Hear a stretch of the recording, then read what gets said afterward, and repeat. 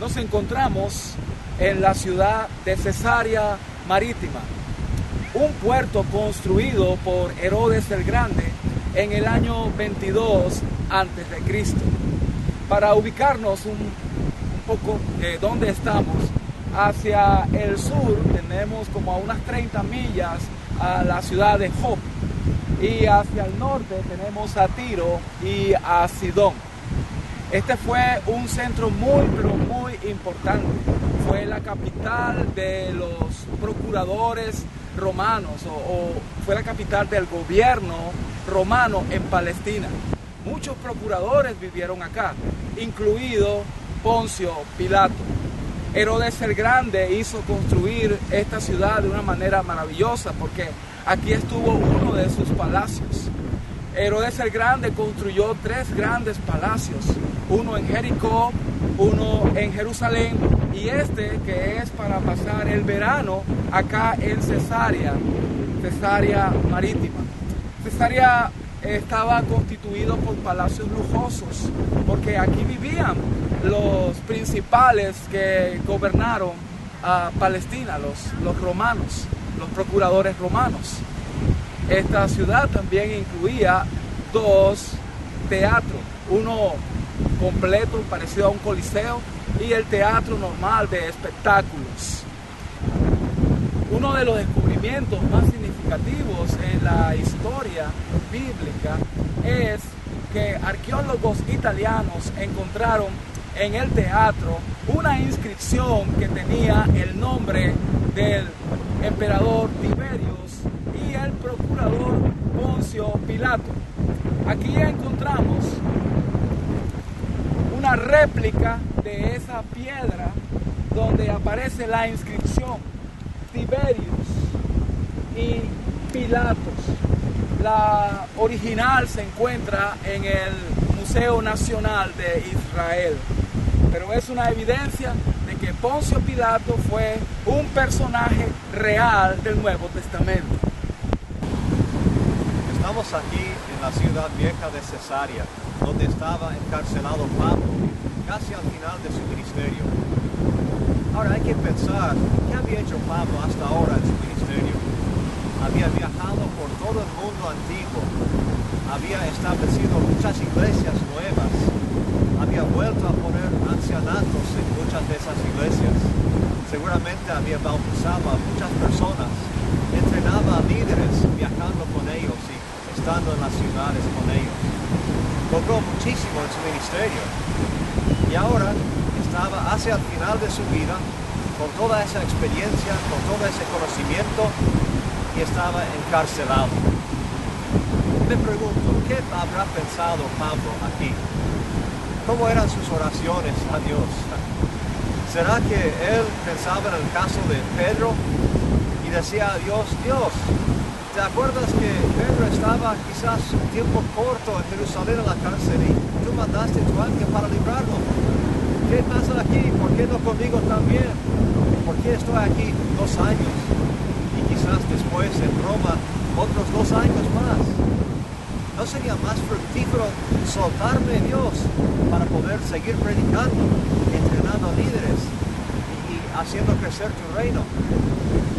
Seguramente Pablo, un hombre de acción, pensaba así a veces, por lo menos. Pero ¿qué propósito habrá tenido Dios con este tiempo de la cárcel aquí en Cesarea y en Roma? ¿Por qué lo tenían aquí? ¿Cómo aprovechaba ese tiempo? Quizás Pablo le preguntaba a Dios, Dios, estoy solo aquí, ¿qué quieres que haga? ¿Escribir cartas? Bueno, es lo que hizo. Sabemos que varias cartas de la Biblia, como la de Filipenses, estaban escritas en la cárcel. No sabemos los nombres de muchas de las personas que fueron bautizadas. No sabemos los nombres de algunas iglesias que él estableció y algunas de las que conocemos ya no existen más, pero siguen todavía sus cartas. Dios tenía ese plan para quizás darle un tiempo de parar, un tiempo de reflexionar y meditar para poder hacer algo que iba a durar por miles de años. momento quizás Pablo no lo entendió, pero nosotros todavía recibimos los beneficios de ese ministerio que él hizo estando en la cárcel. Él estaba dispuesto a hacer todo lo que podía para avanzar en el reino de Dios. Y así lo hizo. Y nos beneficiamos de eso. Les invito a pensar en sus propias vidas.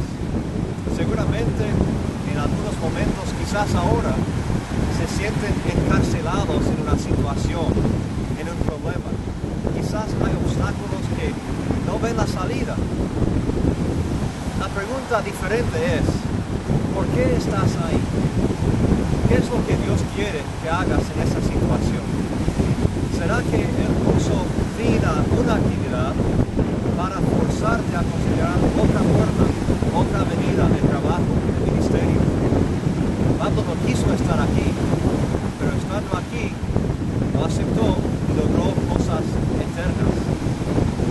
Dios quiere hacer lo mismo contigo, porque Él puede usarte de formas que nunca imaginaste antes. Espero que todos tengamos esa actitud de Pablo, de aceptar donde estaba, aunque no le gustaba, y buscar otras avenidas de servicio. Que el Señor los bendiga.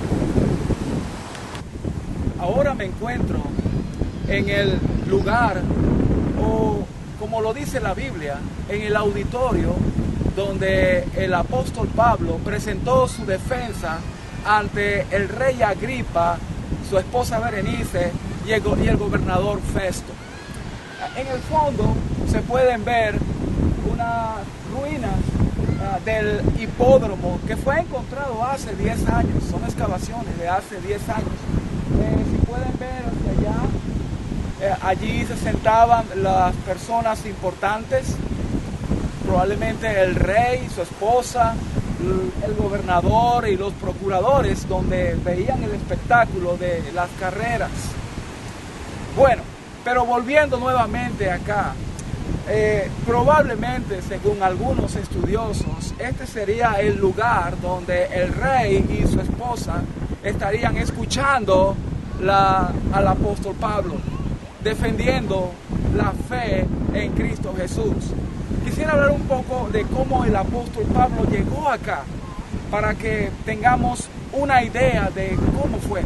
Pablo venía de su tercer viaje misionero, de tierras lejanas de Europa, pasó por Asia Menor, la isla de Chipre, llegó a Tiro, Tolemaida y llegó aquí a Cesarea. Y aquí en Cesarea, él pasó unos días en casa de Felipe. ¿Recuerdan a Felipe? Que estuvo en Samaria predicando, que predicó al etíope. Felipe vivía acá en Samaria. Él tenía, dice la Biblia, que tenía 4 hijas que profetizaron acá en Cesarea Marítima. El profeta Ágabo agarró el cinto de Pablo, amarró sus manos y dijo: esto va a suceder, van a hacer lo mismo al dueño de este cinto. Entonces los discípulos persuadían a Pablo, diciéndole: Pablo, no vayas a Jerusalén. Pero Pablo estaba convencido de su misión y dijo: yo estoy dispuesto no solamente a padecer, sino a morir por el nombre de nuestro Señor Jesucristo. Y entonces Pablo fue a Jerusalén, de Cesarea fue a Jerusalén. Y en Jerusalén, en el templo, fue reconocido por los judíos extremistas que pensaban que la predicación del apóstol Pablo era una blasfemia a sus creencias. Armaron un alboroto, apresaron a Pablo, lo golpearon, porque la intención de ellos era matarlo. Pero un soldado romano logró salvar la vida, rescatar a Pablo de manos de los judíos. Entonces el comandante allá en la guarnición de Jerusalén decidió mandar a Pablo para Cesarea de Filipo. Y nuevamente de Jerusalén llegó acá a Cesarea de Filipo como prisionero. Y aquí estuvo prisionero por 2 años. Y en esos 2 años estuvo predicándole a personas importantes acá, porque él tenía cierta libertad.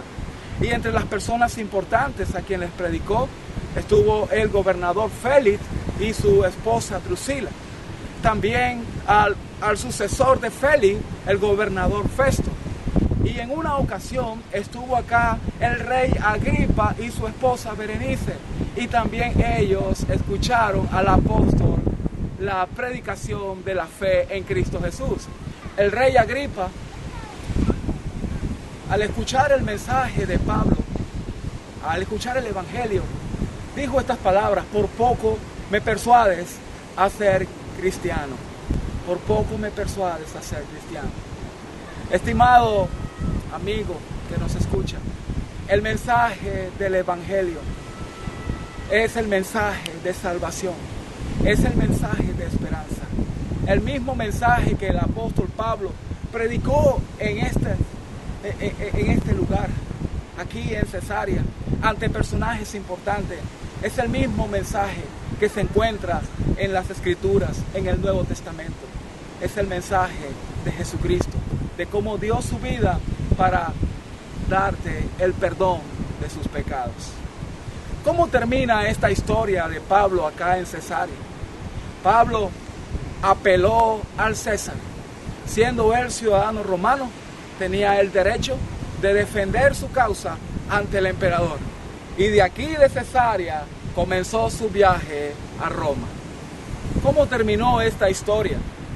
Los judíos en Jerusalén, los mismos que acusaban a Pablo de blasfemo, ellos querían que llevaran a Pablo desde Cesarea a Jerusalén para ser juzgado allá. Pero ellos tenían un plan: asesinarlo bien sea en el camino o en algún momento cuando era juzgado allá en Jerusalén. Pero Pablo le dijo a Festo, al gobernador: apelo al César. Y así termina la historia acá en Cesarea Marítima. El apóstol Pablo, apelando a César, entonces es llevado a Roma desde este lugar. Seguimos en la ciudad Cesarea Marítima para resaltar otra historia muy significativa, como es la conversión de los primeros gentiles. En esta ciudad se encontraba un hombre, un centurión romano llamado Cornelio. La Biblia lo describe como un hombre piadoso que ayudaba al pueblo, tenía buen testimonio de todos los judíos. Y en visión, Dios le mostró que llamara al apóstol Pedro, que se encontraba como a unas 30 millas hacia el sur, en una ciudad llamada Jope. Y el apóstol Pedro también en visión recibió el llamado de venir a Cesarea para hablar la palabra de Dios a Cornelio y su familia. Y así sucedió. El apóstol Pedro también estuvo en esta ciudad y predicó a Cornelio y su familia. Ellos fueron convertidos al Señor, fueron los primeros gentiles. Y es tan importante esta historia que Lucas la describe en el capítulo 10 y la repite en el capítulo 11 para darle fuerza ante los judíos, que eran los que más se oponían para tener contacto o comunión con los gentiles. Esta historia fue muy significativa porque Dios mostró un cambio en el paradigma de los judíos. Ellos tenían un cerco ante el resto del mundo. Se consideraban los exclusivos de Dios. Pero Dios, por medio de la conversión de Cornelio, mostró que su misericordia, su amor, era para toda la humanidad. Estimado amigo que está escuchando, Dios le ama profundamente, no importa dónde se encuentre. Usted podría estar en África ahora y estar en una aldea africana, o podría estar en la India o en alguna parte de Sudamérica, pero en cualquier parte de la tierra Dios tiene misericordia, porque con la conversión de Cornelio y su familia se abren las puertas del Evangelio para toda la humanidad. El Evangelio, qué importante es. Esta historia lo muestra. Dios anhela la salvación de todos nosotros. Dice la Escritura que Él no quiere que nadie perezca, sino que todos procedan al arrepentimiento, incluyéndole a usted. Él quiere eso. El Evangelio es universal. Yo espero y pido al Señor que responda a su llamado. Dios le bendiga. Estamos ahora en el Teatro de Cesarea Marítima Y lo primero que vemos un poco más arriba es un vomitorio. Dirán, ¿qué es un vomitorio? Bueno, es la salida o entrada al teatro. Y se llamaba así porque al terminar el teatro, la gente fue vomitada para afuera. Ahora, si seguimos un poco más a la izquierda, vemos varios de esos vomitorios. Y llegando al centro del coliseo, del teatro, vemos el lugar donde se sentaba antes la persona más importante que asistía al espectáculo. En este caso, quizás Herodes, que fue matado al final del capítulo 12 de Hechos. O quizás fue Poncio Pilato en su tiempo aquí, o cualquier otra autoridad que vivía aquí. Este estadio tenía lugar para aproximadamente 3,000 personas. Muy cerca del palacio de Herodes, aquí en Cesarea Marítima, se encuentra en las ruinas de este teatro. Con frecuencia los habitantes de este lugar venían para divertirse, ver espectáculos, teatro, música. Como dato curioso, algunos estudiosos piensan que los actores se presentaban desnudos. La historia que menciona la Biblia que sucedió en este teatro es el siguiente. Herodes estaba muy enojado con los de Tiro y de Sidón, pero ellos de común acuerdo se presentaron ante él y habiéndose ganado a Blasto, camarero del rey, pedían paz, pues su territorio era abastecido por el del rey. El día señalado, Herodes, vestido con ropa real, se sentó en la tribuna y les arengaba. Y la gente gritaba, voz de un Dios y no de un hombre. Al instante, un ángel del Señor lo hirió por no haber dado la gloria a Dios y murió comido de gusanos. Ese fue el acontecimiento bíblico trascendente en este lugar. El rey Herodes Agripa I, vestido de ropas reales, empezó como a regañar a los de Tiro y de Sidón. Y ellos, para congraciarse, según los estudiosos, le decían voz de Dios y no de hombre. Y él no le dio la gloria a Dios, sino que se dio la gloria a sí mismo. Por esa razón, el Señor lo hirió y murió comido de gusanos. ¿Qué aprendemos de este acontecimiento? El apóstol Pedro escribió, Dios resiste a los soberbios y da gracia a los humildes. El mismo Señor dijo, el que se enaltece será humillado y el que se humilla será enaltecido. Realmente, estimados amigos, estimados oyentes, tenemos que reconocer a Dios en todos nuestros caminos, todo lo que tenemos, todos los talentos, todas nuestras capacidades, todo lo que hemos logrado, todas las oportunidades que se nos han presentado en la vida, todo procede de Dios. Por eso, en todo tiempo, en todo momento, debemos darle la gloria a Dios. Esa es la realidad.